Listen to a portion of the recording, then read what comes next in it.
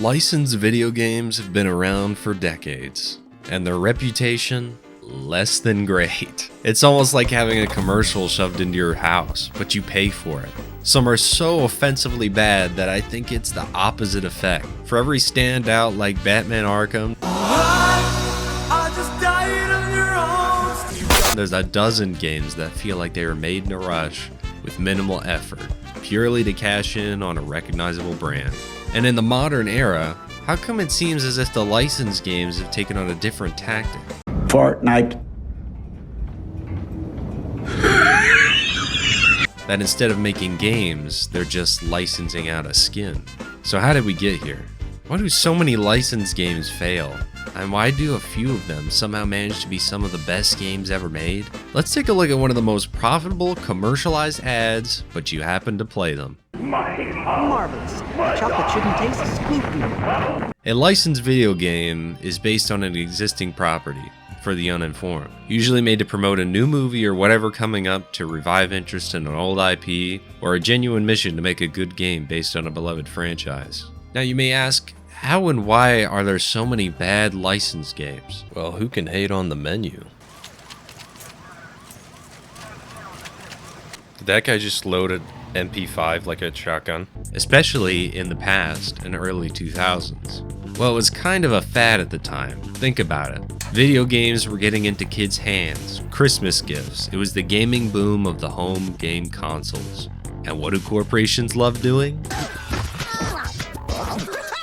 With a wildly mischievous rabbit toy and your Happy Meal.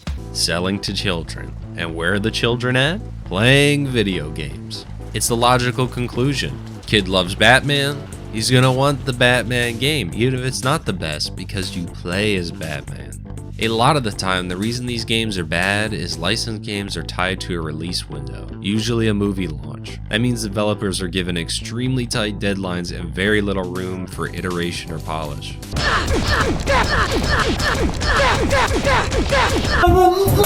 So if you have to make a game in 1 year, maybe even 6 months, why would you experiment and innovate? It's just not feasible for your time or budget. Combine that with bad direction or no love for the original product, it's just not going to turn out. In a lot of other cases, it is just a quick cash grab. Get a small team and toss something out in time for the holidays.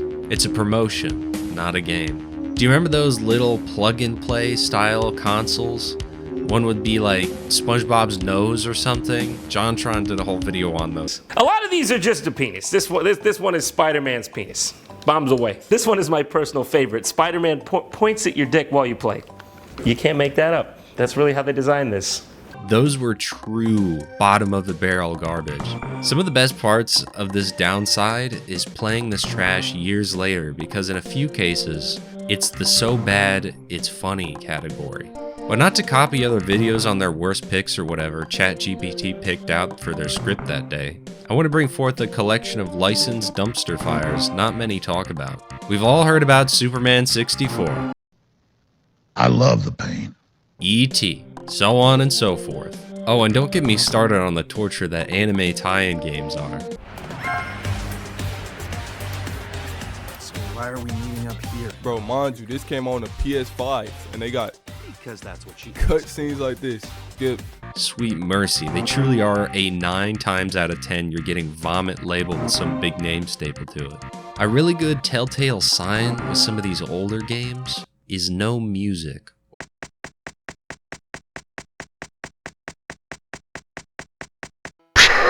Or an unsettling silence. An uncanny feeling of something unfinished. The silence of Pepsi Man haunts me.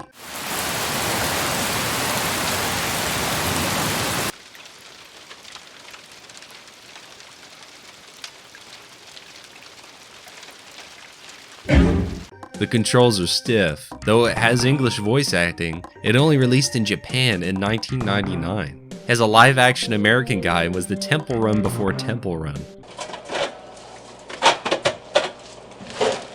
Hey, let's start the game! Pepsi Man, you got here just at the perfect time. I got a call that a vending machine ahead ran out of Pepsi.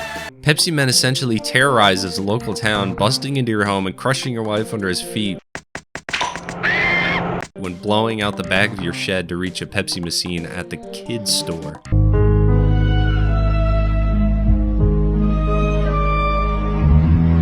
And Pepsi Man can literally die by skateboarding into a rail car and getting crushed to death.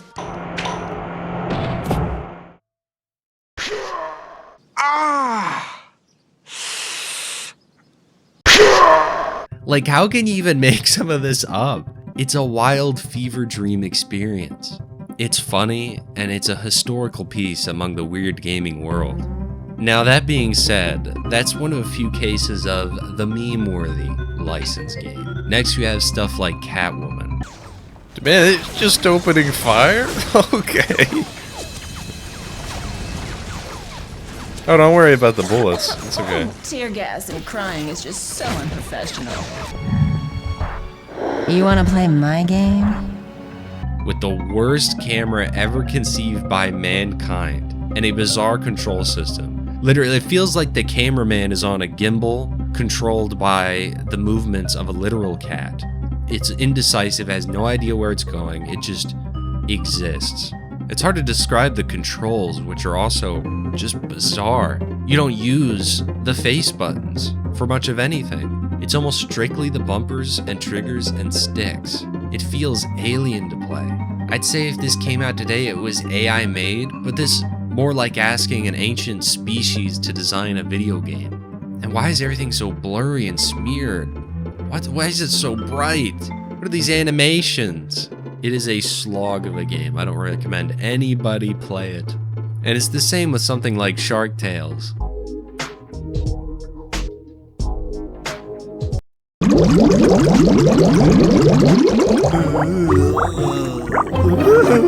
Cheap and basically a minigame rush. Not even interesting. Everything is longer than it should be purely to pad the runtime, like this catching stuff segment at the start of the game. You see how long this is? Next we got Charlie jumps off Wonka's bridge to end his suffering. Better do like Mr. Better.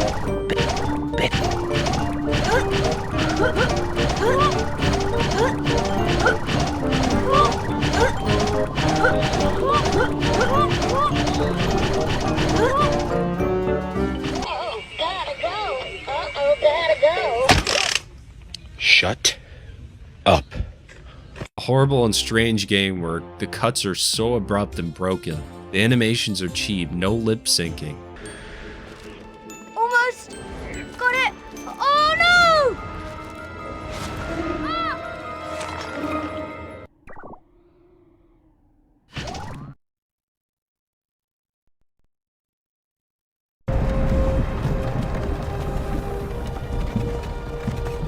Hey, you. You're finally awake.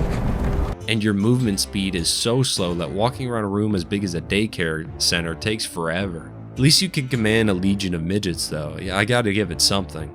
But it's not all bad. Over time, the cash grab style game just wasn't selling.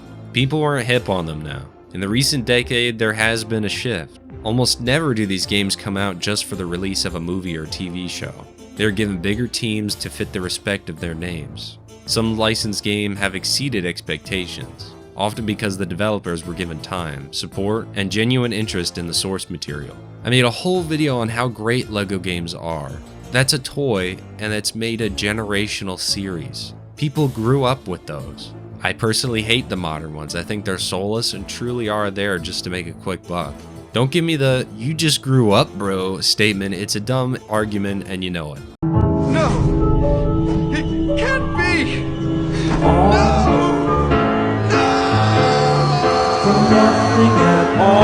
We could go over tons of examples of good licensed games, and I have mentioned a few, but my all-time favorite is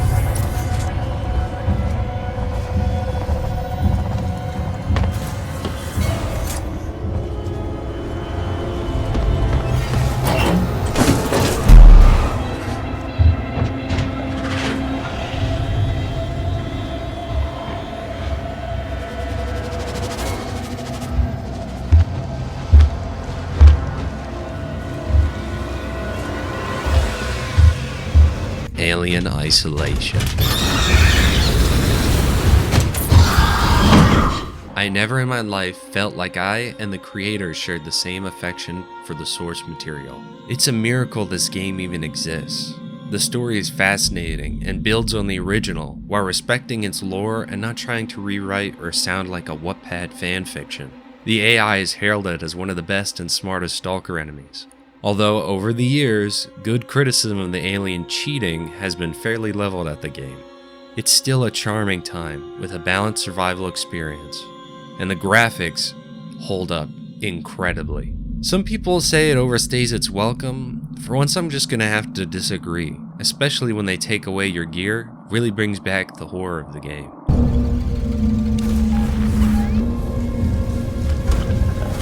Now we've all heard about the Arkham games, the Spider-Mans. I personally hate the Spider-Man games. They're basically just interactive movies that are derivative of everything before it, but so many new people joined gaming within the last few years, so everything lame is like the newest and most creative idea ever. And the new people complain about gatekeeping, but they gatekeep the opinions while crying about gatekeeping. Same goes for the new Indiana Jones game. How you doing, Warhammer? Are you happy you didn't gatekeep? Are you?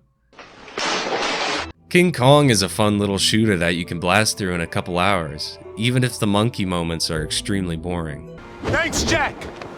Hayes! Here, catch! 4 bullets on backup. 4 bullets on backup. 4 bullets on backup. 4 bullets on backup.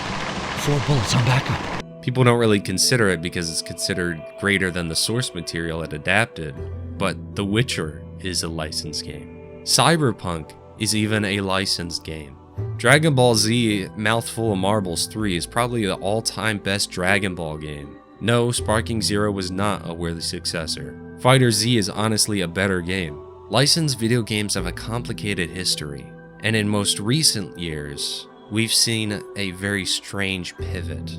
Most games now opt for skins, in-game transactions. We've all seen that. We know microtransactions like the back of our hand. Everybody knows what they are. The Fortnite-ification, just putting out an IP on a skin, or having a whole event designed around like Star Wars in a game that's not even about Star. It's just this intense collab culture that I talked about just recently, where everything needs to collab with everything. I'm not saying you can't do that. I'm not saying that sometimes it's not good, but it's become too much. Nothing can ever be its honest self and take itself seriously. We gotta have a Xenomorph fighting Goku with Thor and Iron Man in the background. Meanwhile, it's a Star Wars event. It's just a little much, man. And it's all commercialized.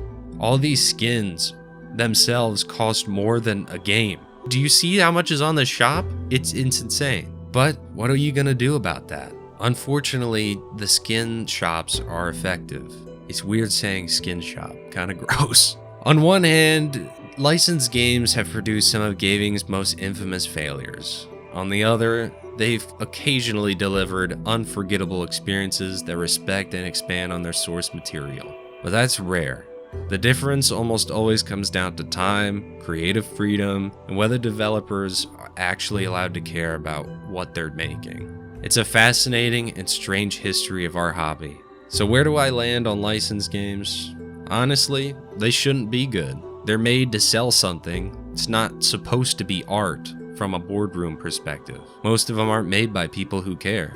They're made by people who just are trying to hit a deadline, to push a brand and move on. Yet somehow, mysteriously, every now and then, someone slips through the cracks. Someone who actually gives their heart and care into these games. And when that happens, it shames the rest of the industry.